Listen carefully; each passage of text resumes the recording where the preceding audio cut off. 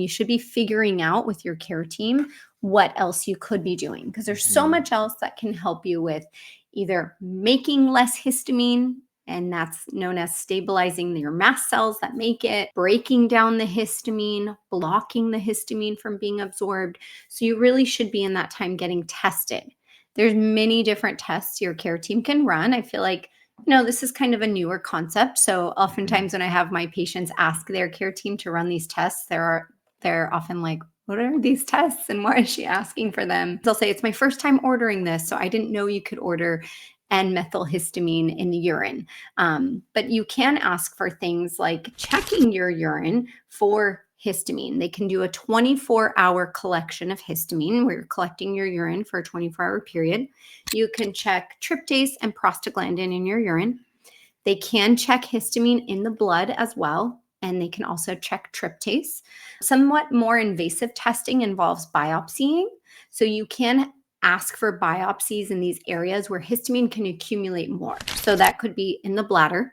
Sometimes my patients with irritable bladder or interstitial cystitis end up getting a cystoscopy, a biopsy in their bladder, and they are found to have a higher number of those mast cells in the bladder. Or you can have a bone marrow biopsy. They can do a skin biopsy, or they can even biopsy the luminal GI tract. So they can actually biopsy your GI tract and see, do you have more mast cells there? Is that what's behind some of these symptoms?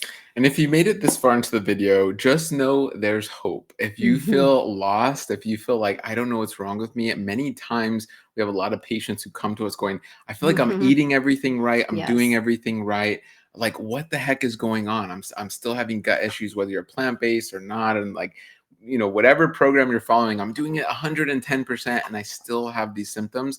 Histamines are usually something a lot of our patients are not aware of. And basically everything Dahlia mentioned and more, this is still pretty surface level and there's still a lot more to go through. And that's why we definitely recommend you work with an integrative registered dietitian who knows about histamines.